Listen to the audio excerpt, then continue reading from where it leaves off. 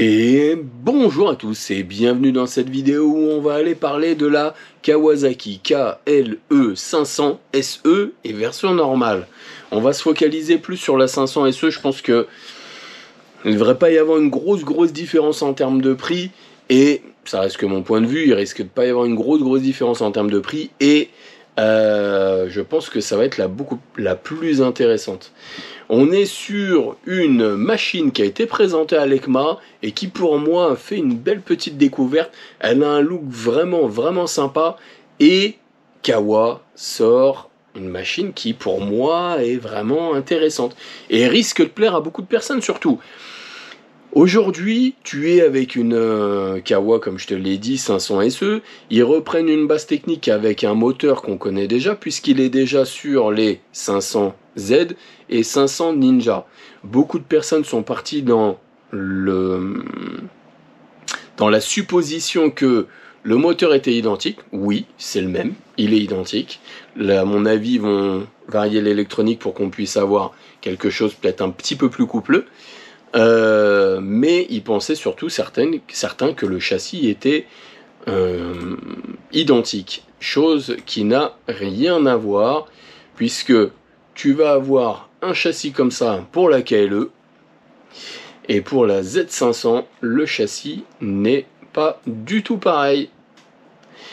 On a un châssis qui a l'air vraiment robuste sur la KLE, tandis que sur la Z, ils ont favorisé quelque chose de vraiment plus léger. Ce qui nous met un poids total total roulant sur la Z de 168 kg. Et pour le moment, sur la KLE, on ne sait pas du tout quel poids on va avoir. On pourrait supposer on a déjà 2 litres de réservoir en plus parce que sur la Z, tu es à 14 litres, sur la KLE, tu es à 16. Donc même si tu étais à 168 kg, ce que je doute, tu passerais quand même sur une machine qui serait à 170 kg. Moi ce que je pense, et ce qui serait bien, c'est qu'on soit sur un max à 180 kg. 180 kg tout plein fait. Là on pourrait aller titiller la concurrence avec une machine qui serait très intéressante. Cette machine-là, moi je trouve qu'elle a vraiment un look incroyable. Et on voit déjà des petits accessoires comme les crash bars, les feux additionnels qu'on voit dessus. C'est pas mal, hein. Et alors, les coloris qui nous ont sortis, elles sont juste magnifiques. Moi, c'est mes deux préférés.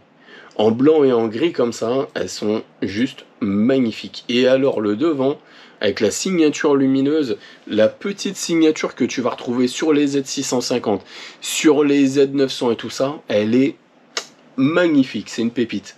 Je la trouve vraiment super belle cette machine. Vraiment super belle. Maintenant, est-ce que je vendrais ma Royal Enfield pour cette machine-là? Telle est la question. On verra dans quelques mois quand je lui aurai mis 10 000 km. Là, on est déjà à 5 000. KLE 500 SE. Découvrez le nouveau KLE 500, la moto d'aventure conçue pour vous aider à explorer de nouveaux horizons. Et ben franchement, j'ai envie d'y aller. 3 couleurs de dispo, le blanc, le gris et un vert. Bon, le vert, c'est vraiment pas ouf quoi. En tout cas, en concurrence, elle va devoir se battre un petit peu, mais elle a un gros avantage qui pour moi est pas des moindres, c'est que premier concurrent, CF Moto. On a une machine qui commence à faire ses preuves. Hein. Il y a des gens qui ont fait pas mal de kilomètres avec. Petite dédicace à Doc Custom qui roule avec toujours et qui en est plutôt content. Juste un joint spic à lâcher apparemment. Mais machine qui a un bicylindre. Donc on a du couple dessus, plus que la Royale. La KLE sera en bicylindre aussi, donc je pense que ça peut nous donner quelque chose de sympa. En tout cas, 450 MT, on est sur du 6 700 €. Donc si ils positionnent Kawa leur moto dans les 7 000 €, allez 7 500, ils auraient un coup à jouer. L'Himalayan, on est sur un prix de base à 5 890 €. Mais bon, elle a un look plus vintage, ça plaît pas forcément à tout le monde. Et tu peux monter un peu en prix après, tu vas monter sur le Mana Black avec la nouvelle coloris qui est à 6 590 €, mais qui a des petites options. Elle a déjà la selle rallye, le kit rallye, les pare-mains, toutes ces petites choses-là qui sont pas trop mal, plutôt intéressant. Ça l'emmène à un prix quand même qui est intéressant, hein, parce que 6590 €, ça coûte quand même moins cher de l'acheter comme ça que de l'acheter en Casa Brown, peut-être pas Casa Brown, mais l'acheter en Camel White et en mettant certaines options. Par contre, tiens, je regarde en même temps pendant que j'y suis. Elle a des jantes, si elle a des jantes tubeless, ok.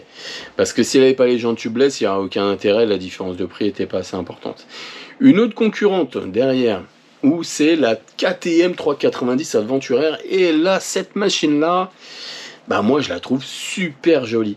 On a un monocylindre, j'aime bien le son des monos déjà. On a un monocylindre avec une gueule, la tête de fourche, elle est incroyable. Là, tout ce qui est fourche, WP Apex et tout ça, magnifique. Par contre, t'es à quasiment 8000 €. Et là, on est sur une belle machine, hein. Franchement, moi je la trouve vraiment sympa. Mais on est sur le même type de roue, de puissance, hein. T'auras peut-être même plus de puissance avec la Kawa. Donc, non, pas mal du tout cette petite machine. Et la dernière qui est arrivée, qui a été présentée au salon de l'ECMA aussi, c'est la fameuse F450 GS qui fait parler d'elle, et pas forcément dans le bon sens, parce que là tout de suite on te montre une machine qui a des jantes à rayon à 7500 €, et ce qui est faux. 7500 €, tu as des jantes à bâton qui sont vraiment pas terribles, et ça te change le look. La moto, pour moi, elle fait trop réduite, elle fait pas assez extrême, elle est beaucoup moins que le concept. C'est vraiment dommage. Vraiment dommage qu'ils aient pas laissé des pneus un peu plus à crampons, qu'ils aient pas essayé d'alléger l'arrière, même quitte à pas mettre de carénage, comme ce qu'ils ont fait sur la F900 GS, où on voit directement la boucle arrière qui remonte avec le châssis. C'est super joli, enfin moi j'aime beaucoup. Ça aurait été vraiment sympa. Mais là, ils vont te mettre certaines choses que je trouve que il n'y a pas forcément grand intérêt. En tout cas, on va déjà en rester là. Dis-moi en commentaire ce que tu penses de cette petite KLE. Laquelle moto tu comptes acheter en 2026 si toutefois tu vas changer de moto, ou même si jamais tu as déjà la machine que tu roules en KTM, en Himalayan, en CF Moto, en Kawa, même en Honda avec la 500X, parce que celle-ci je ne l'ai pas mis dedans parce qu'elle fait trop routière à mon goût. Mais n'hésite pas à me dire en commentaire tout ça. Oublie pas, partage, abonne-toi, on se retrouve très vite pour d'autres vidéos. Allez, ciao, abonne-toi.